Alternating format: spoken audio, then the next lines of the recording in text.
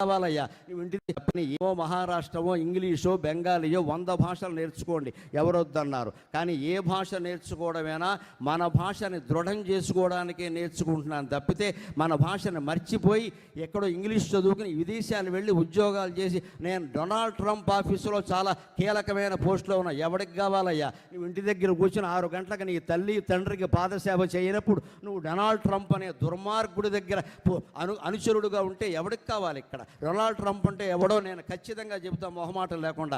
విష్ణుమూర్తి జైవిజయుల్ని శపిస్తే 3 అవతారాలు ఎత్తారనుకుంటున్నారు, పొరపాటు. హిరణ్యాక్ష హిరణ్యకశిపులు 1వ అవతారం, రావణ కుంభకర్ణులు 2వ అవతారం, శిశుబాల దంతభక్తులు 3వ అవతారం, డొనాల్డ్ ట్రంప్ ఎలాన్ మస్క్ 4వ అవతారం ఖచ్చితంగా. మళ్ళీ వీళ్ళని నాశనం చేయడానికి విష్ణుమూర్తి రావాల్సిందే, మనమంతా ప్రార్థన చేయవలసిందే ఆంధ్ర మహావిష్ణువులు ఖచ్చితంగా. ఈయనేమో అంగారక గ్రహంలో కాలనీ కడతాట, ఎందుకంటే రియల్ ఎస్టేట్ వ్యాపారం కోసం.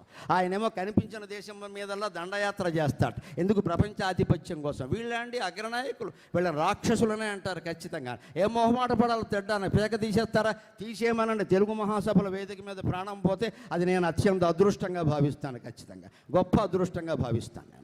ఏం భయం లేదు ఇక్కడ.